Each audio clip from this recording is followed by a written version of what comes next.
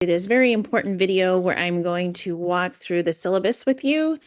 And at the end of this video, I am going to ask you to complete a quick exit ticket of acknowledgement that you've watched this whole thing. And it just helps me to make sure that we are both on the same page. So, as you know, we have a combined advanced methods course. So that's the one I'm going to be working through this evening. So if you are a graduate student, please understand that you will only be working in the combined Canvas course. The other one you can ignore completely because I actually will not be updating it. There are just, it's really just one nuanced kind of assignment that's for graduate students. So it's just much more meaningful to have everybody together in one section. So finally, the syllabus has been done. I took all your data that you gave me from the diagnostic survey from last week, and I've retailored the course around your particular need sets. So thanks for your patience on that. But I wanted to make sure that I wasn't, I don't want a course that just goes through the motions. I want to have something that is meaningful for you. Out of the gate, I will say this course was listed incorrectly as an asynchronous course. It's a methods class. It shouldn't be asynchronous. We should be meeting.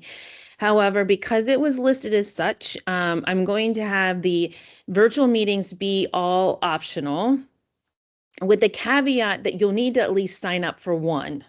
And I'll walk through that in a minute. But I realize that you may have teaching conflicts, or your coach conflict, or parent conflicts, what have you.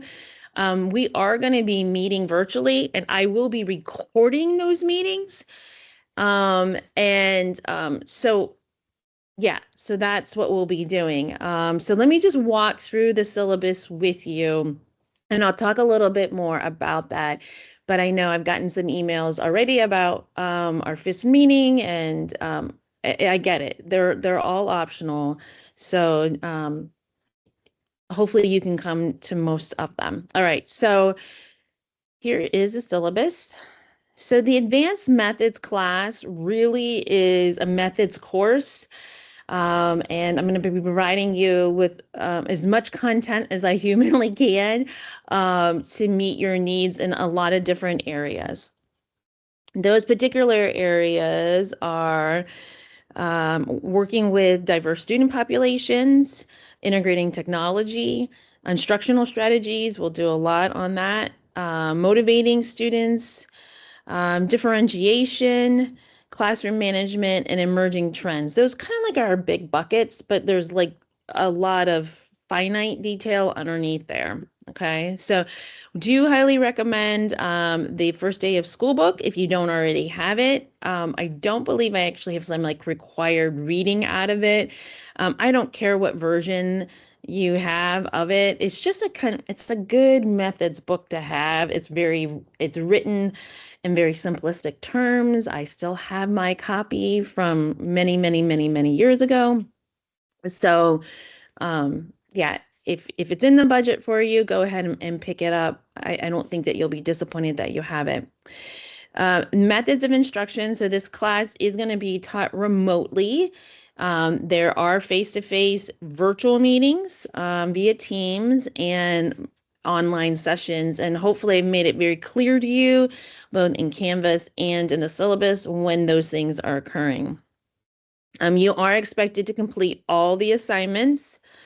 The grading scale is the same. I would just warn my graduate students that scoring below a 74% means you failed the course. So just be mindful of that. Your participation and professionalism, you are not required to attend all virtual sessions. However, I would highly recommend that you attend as many as possible.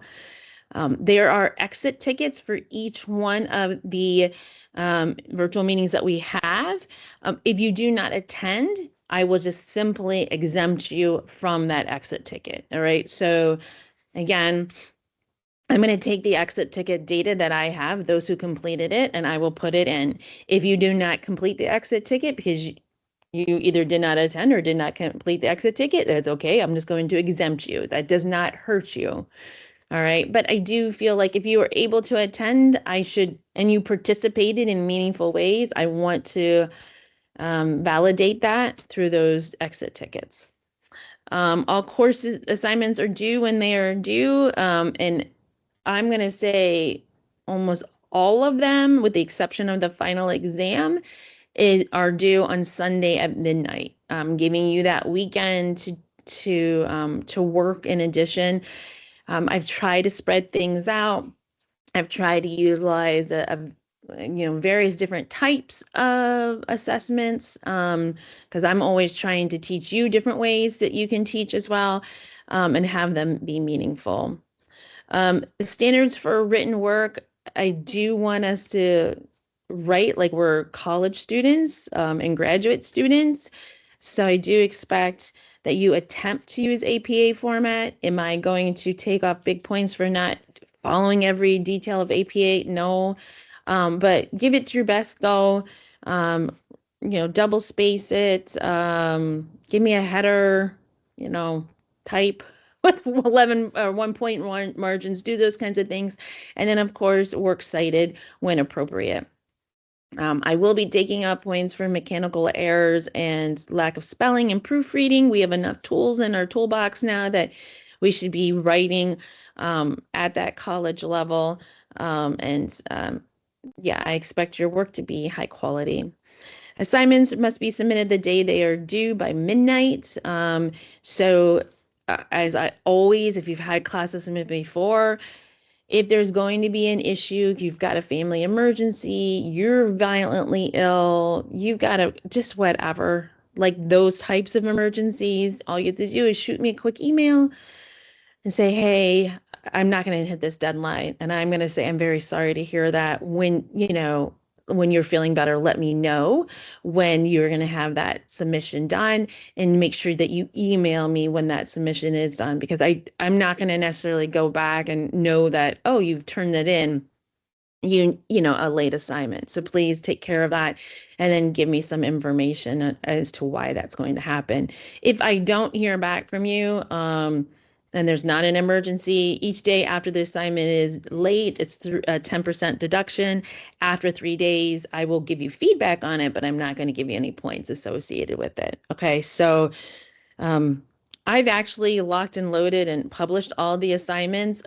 Some of those won't make sense because not all the modules are actually available to you yet, but I will have almost everything ready to go within in the next week or two. So there really shouldn't be a reason why that you're not hitting those deadlines. You can turn in things early. I just may not grade them early. There's just a lot for me to look at, and I want to give good feedback. Please read these KSU statements. It's really important that you apply, that you respect all of these things. If you need services, we talk about this in every class. You are a Kent State University student. You have access to the Student Accessibility Services Department. So if you are an individual, for example, that needs what we would refer to like an individual education plan, an IEP, Student Services can help you do that.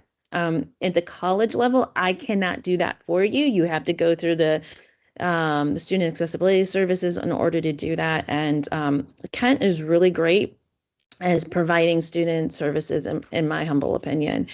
You can request for religious accommodations. Please do so. And in terms of my course, I am fine with you using ChatGPT and other AI generators to generate and brainstorm with you. However, it should not be creating your deliverables. For example, there's a couple times where you're going to be creating lesson plans in this course, and ChatGPT should not be creating those for you. Can you use ChatGPT and Brisk and other things to help you develop those? Sure, but it should be tailored to your population. It should be your ideas. It should be your standards, right? So And yeah, I should know that it's your work. And it should be your work all the time. There should not be an issue with plagiarism. Plagiarism is a big deal at the university level, so we just want to make sure it's your work. And if you are citing other people's work, please cite it. I mean, or if you're utilizing other people's work, that's fine. Just make sure that you're citing it and giving proper credit to that individual. All right. Then next page goes through all the assignments. So the way I like to look at things is kind of group everything together. So you can see written assignments, exit tickets, and discussion boards. You've already done week 1 assignment, which was your diagnostic survey that I used to tailor the course. You can see week 2 is pacing the Nearpod module. We'll walk through that a little bit here in a second. And then on and on. Here's the big one, well, that I'll briefly mention here is Teach 1. We'll talk about that. You can see it's 100 points, and then there's feedback that you're going to give as well. And then I mentioned a final exam, and I know that probably freaked many of you out. It's not a paper pencil exam. It is a project that you can actually start working on pretty soon. And I'll walk through the details of that in a minute too. But I call it your final exam because it's due the week of finals. Graduate students, you do have an extra assignment, and we will talk about that in a minute. You can see these exit tickets, which I briefly already talked about. These are for participating in an online meeting while that meeting is occurring in a live environment. So these are all the meetings we will be having. January 28th, February 11th, February 26th, March 18th, and April 15th. And then you have an opportunity for 3 bonus points by doing the course evaluation and the acknowledgement ticket, which will be published at another date. 3 bonus points there. Discussion boards. So discussion boards, I did my best here to just keep all the discussion boards in the discussion boards. So you'll see they are listed discussion board 1, 2, 3, 4, right? Some of these discussion boards are worth more than others, primarily because they like the module reflections have a lot more work in them. All right. So if you see that's what's going on there. Graduate students, your total grades, point totals is 715. Undergrads, it's 615. The next page or the continuation of here talks about what we're doing week by week and the topics.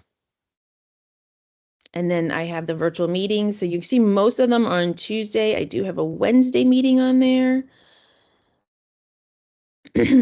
And we can talk about that too. Like if everybody can make a Thursday instead of a Tuesday, I'm open to moving the day of the week around a little bit. And that is all. So the first thing I'd ask you to do this week is just take a look at the syllabus. I do on occasion I have to put the dates in like 3 different sections, 2 on the syllabus and in Canvas, and sometimes I make boo-boos. If that happens, I typically just work with students to figure out like, oh yeah, it wasn't really late because of this, because it was on the syllabus that way. Don't stress about that, okay? Let's just work together to make it right. All right. So let's go ahead and I'm going to click overview to student. So you have already completed the week 1. So I'll close that up. So week 2 is pacing your instruction. We are not meeting virtually this week. And so I could just walk through this with you. So pacing refers to the rate at which teachers deliver content, manage activities, and transition between parts of a lesson to ensure all students remain engaged, understood the material, and meet learning objectives with the allocated time. So I give you some basic information here. And And then I say, do this. Okay. So the first thing you're going to be doing is participating in the week 2 Nearpod module. Do me a favor.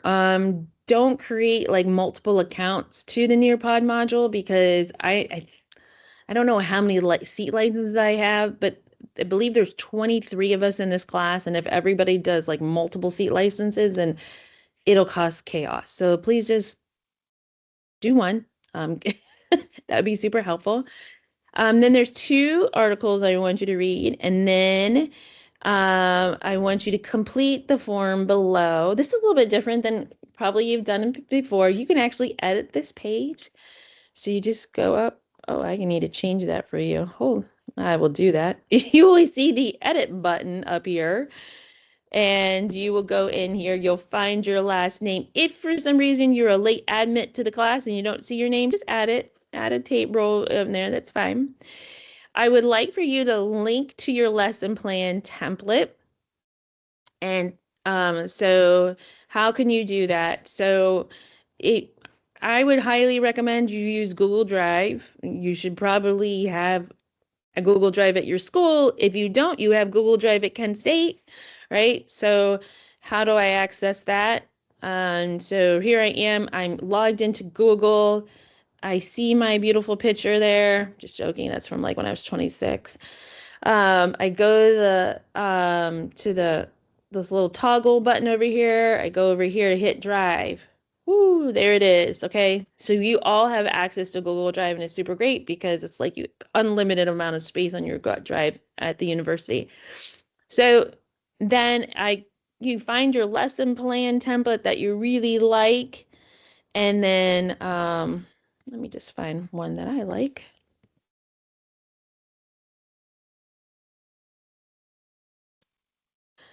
All right. Hmm.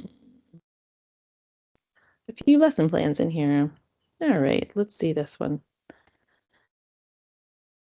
Oh, that's not good.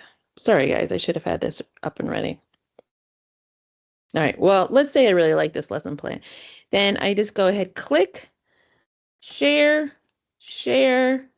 And right now, because it's just for me, it's restricted. So I click that down. I say anybody with this link, aha, can be a viewer. And then I copy that link, and then that's what I paste into the table. All right. Then tell us what you like about your lesson plan and what you improve upon your lesson plan. The reason why I did it this way was so that you could all see the variety of lesson plans that are available for you, right? So, yeah, my idea there is just for you to share away. Before I forget, uh, my lesson plan always, that I really do love, template is out here on the Kent State Resource website. Here's my MK lesson plan template. And um, I kept some of the language in, but you can see like I talk about academic skill integration. So the things I was looking for, like it's maybe written communication, I would do that. Or I'm sorry, like literacy, some kind of literacy skill in there. But you are welcome to always use mine, make a copy, rip it off. Totally fine. That's what we're here for. Okay. So going back there, going back into week 2 module, pacing your instruction. All right. Then I ask, what is one goal you have this semester to improve upon your pacing? And you can edit that table. All right. So pacing is a challenge not only for new teachers, it is a challenge for teachers who've been teaching 5 or 6, 7, 8 years sometimes, right? It really is a challenge. So go ahead and put your goal there. Okay. So then you will hit the next button and you will see assignment number 5. What are you talking about? Well, assignment number 5 is teach your topic. So I introduced the assignment here. You can see that there is no due date. There is a due date, but it depends on when you teach the topic. Okay, so I need everybody to listen. This is a little complicated. Um, if you have questions, of course, email me. Okay. So, what in the past, when we met on campus for this course, you would have you would have taught the entire class a demonstration of a lab assignment that you were doing with your students, or a lab lesson that you were doing with your students. In a virtual environment, that is impossible, right? And thankfully, I've had the opportunity to come in and be in so many of your classrooms during a practicum course that I saw that you, okay, yeah, I could see some lab demonstration. For this particular teaching topic, you are going to be teaching a topic that you felt that you were either skilled or advanced. Some of you were in that diagnostic assessment told me that you were developing across the board. So I try to just give you topics that I thought you could really teach. Okay. So, so in this assignment, you will be teaching a topic that you sign up for. And I'm going to say, please refer to the spreadsheet. So let me go ahead and open that spreadsheet. Here it is. All right. Now, do not think that if you see your name here in the teacher possible resources that I'm automatically assigning you. I am not. What I did was Mr. Snyder said that he was either skilled or advanced in this topic of student motivational strategies. So I went through the data that you gave me and I plugged you into a potential topic. You only have to teach one time, but you will see your name is on here multiple times. Okay. So hopefully that is clear to you. So Hollingshead will see that his name is on here multiple times. Canfield is on her here for her multiple times, right? So the first thing I need you to do is find your name in column B. Say, yeah, I was right when I said to Melanie, I'm advanced or I'm skilled or highly developed, right? And oh, I'm available to teach that live in a virtual environment on the particular date that is going on. Okay. So I'm just going to use Hollingshead as an example. So he says, yeah, I can teach that topic for February 11th, right? So you notice these dates are in February, March, and April. So I'm going to go ahead and I'm going to sign up for the February 11th topic. I'm signing up for student motivational strategies, which is being taught on February 11th. Okay. I'm committing to that. I'm not going to mess up. I'm not going to not show up. I'm committing to that date. Then, let's see. Snyder says, that's a great day for me too. The two, Hollingshead and Snyder, can work together on this assignment. Okay. That's why it says teachers sign up 1 or 2 groups with 1 to 2 teachers. Because I'm trying to give like exceptional flexibility with everybody's schedules and everybody's topic choices. Ideally, we have 1 or 2 groups for each one of these topics. 1 group is great. 2 groups is great. No more than 2 groups. You only have to teach 1 time. Okay? You only have to teach 1 topic 1 time. All right? So what you really should do is look through your calendar, look and find out which one works best for you. Okay? And you can see some of these topics have a lot and some of them have little. Like instructional design, there was only 3 of you that said, yeah, you felt relatively comfortable teaching that topic. Now, let's talk about teaching the topic. When you're teaching a topic, I don't expect you to know everything about the topic. That would be a waste of time. The idea is that you're learning more than you already know about that topic. But then you are demonstrating your teaching abilities and skills through the actual teaching that you're going to do on that particular date and through the resources that you're providing and through the lesson plan that you will provide as well, right? Because everything has to have a lesson plan. All right. This is like outside of the final exam, this is your big assignment for the semester. So again, I'm Hollingshead. Yep, this time, the February 11th topic really works for me. I'm going to work with Snyder, again, throwing this out as an example. Together, that group is going to put together a robust lesson plan. They're going to link it to us so we can all see it. Then they're going to actually present in the virtual environment. They're going to get like 45 minutes if they need that of that 3 hour session to actually teach. Okay, 45 minutes. I'll make sure that that assignment says 45 minutes. I don't know that it does right now. And they're going to also they're going to link to their classroom materials, whether that's a PowerPoint or Google Docs or what have you. All right. So let's go back to the assignment. So you teach a topic on the assigned date. You're using varying instructional strategies. So I don't want you to go and just, go through PowerPoints. That's really boring. You don't teach that way in your classroom, so don't teach that way to us. Be your best teacher that night. Use various times of assessments, right? You have 45 minutes. Do some assessments with us, and then provide a detailed lesson plan that guides your instruction. Overall, I'm not impressed with the level of lesson plans that I see. So give me some more detail on it, right? Time them out. Tell me your assessments and things of that nature. And there is a rubric here as well, and I will refer to you as that rubric. Okay. So that would be you teaching.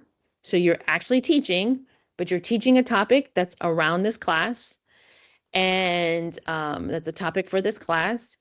And you're demonstrating to me that you can utilize assessments, you're utilizing instructional strategies, and that you are uh yes, that you're learning more about that topic to make you even better. All right, if I click through that module again, you'll see another assignment 6A. Okay, so assignment 6A is a peer review. All right. So wanting to generate a collaborative environment where we're giving feedback to each other, if you are expected to give peer feedback on two of your colleagues' teaching presentations, teaching nights, right? Now, when I was going through the syllabus, I said that you have to be in one of our virtual meetings. You have to be live one time, right? And that's why I give you all kinds of dates that you can kind of choose and pick them from, right?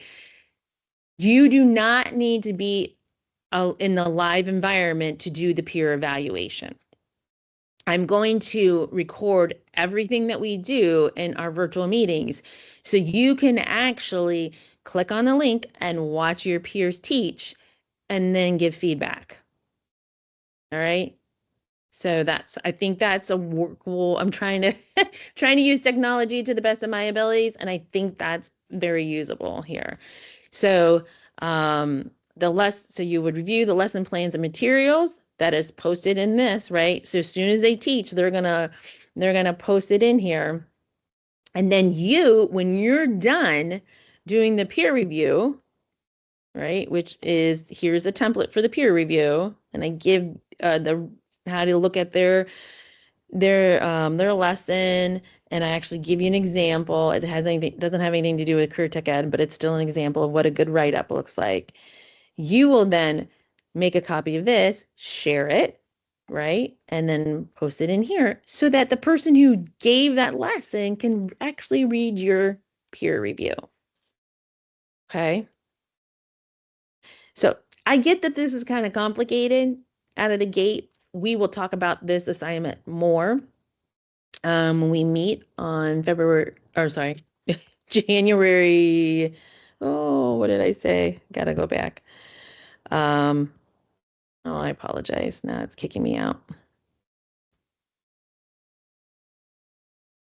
So I believe it's January 28th.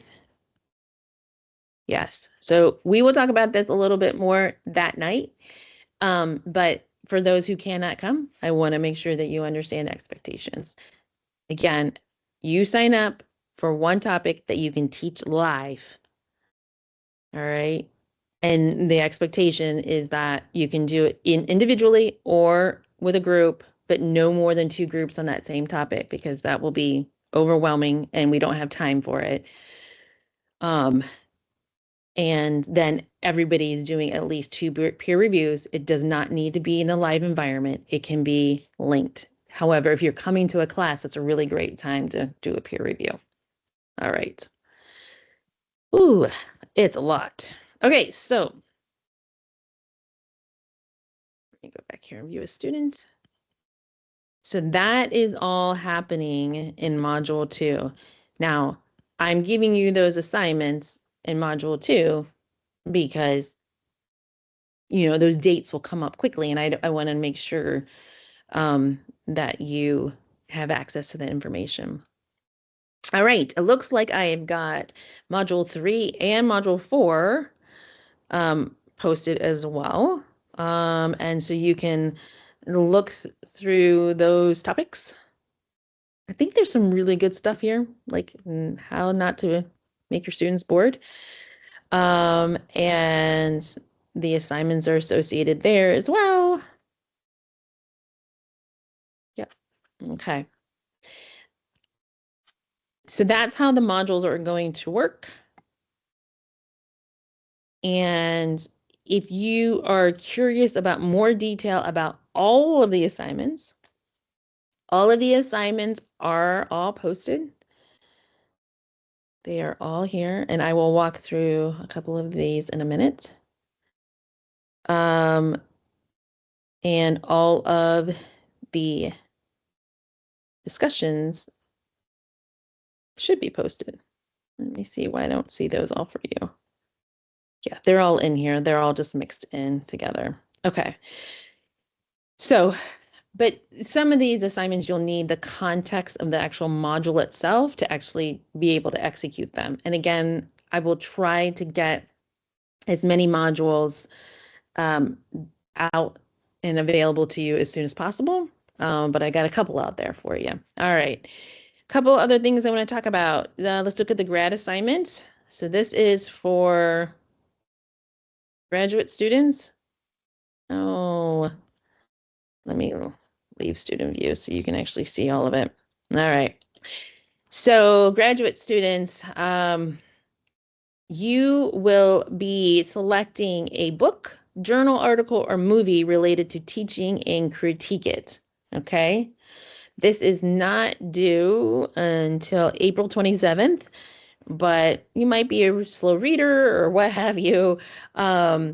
And there is kind of two parts. Part 1 is a written analysis of it, and you can link to that, all kinds of information.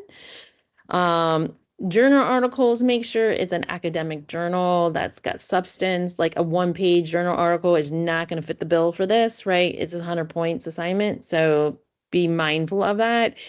And there's some good resources here, but also Google Scholar is great if you type it in there. The Kent State Library is good too for refinement, but honestly, I do a ton of like journal research and I love Google Scholar. So go out there and find something that's meaningful for you, okay?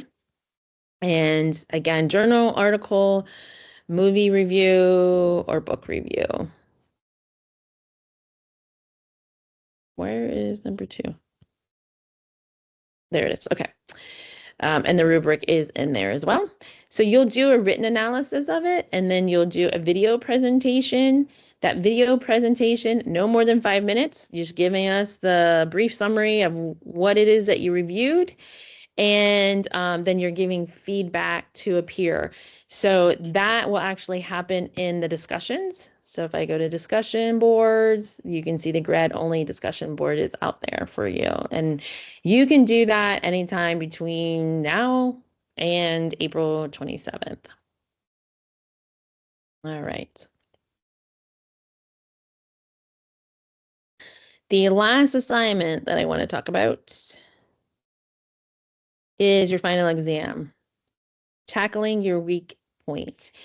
So, during the first week of the course, you took a diagnostic assessment. At that time, you identified your strong areas and your weak areas. So the strong areas is what you're presenting, you're teaching us in one of your that teaching session, right? During one of those virtual meetings. So what do we do with the weak area? Well, the weak area should be worked on as well, right? So throughout the course, I provided resources in each of these areas. We're going to look at each one of those areas, but you can go beyond what I provide.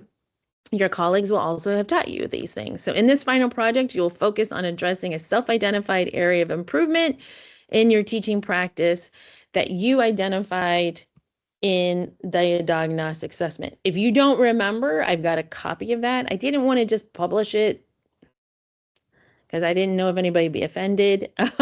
But I can tell you what you told me. Some of you are like, what is this? Question mark. And some of you were definitely on the low end of a couple of topics. So you want to pick one of those and you want to create an actionable plan to strengthen it.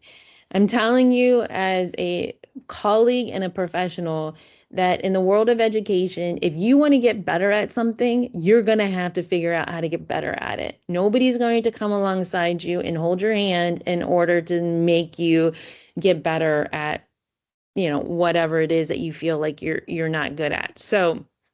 Um, so here's your chance. Here's your chance to put together a plan for yourself. So the instructions are right here. And it's broken down into steps. So the first thing is you want to write a clear and specific goal for an improvement in your particular area. Then you want to document at least 3 strategies, techniques, and tools that you can address and improve in this area. Then you want to create an action plan. Okay, how am I going to get better at this? And that can take a whole bunch of different formats, but think of now how you're going to do that. Do you need to be observing experienced teachers? If that's your on that plan to tackle that, or maybe it's interviewing them or something like that, you need to kind of work through that sooner than later so that you're not scrambling, you know, right before May when this thing is due. Then step 4 is you want to implement your plan.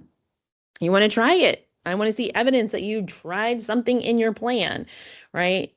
Making plans are great. They're worthless if you never execute any of it. And then the reflection and analysis, and then present your goal. So there is the like a presentation. And here I'm good with any which way that you want to do this. If I can coherently see it in some slides, or if you want to throw your video together with or without slides, whatever that deliverable to me is completely based on your artifacts that you need. And then I have the rubric here as well. Okay. So that is not due until the week of final exams, which is going to be bright and beautiful in May. So, but think about that now, like how you might be working on it throughout the semester. All right. My goal for you at the, in this class and in every class that I teach is I just want you to be a better teacher at the end of it than you are now. And that doesn't happen by, just wishing it to happen. You have to be intentional about it. And so a project like this helps you be intentional about it. So anyhow, we can talk more about that again in all of our virtual meetings, but I know a lot of you are planners, and so I'm giving you a heads up. That's what you're shooting for. Okay. So, ooh, yep, I think that's enough, right? The other stuff you see in here, you'll have plenty of time to work on it.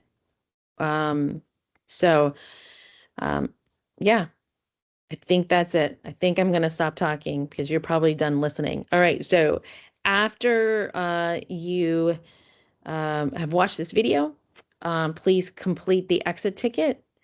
And that way I just know like we're on the same page. We're not meeting this week. So if you have any questions or concerns, you can shoot me an email. We can jump on a call together. That's no big deal.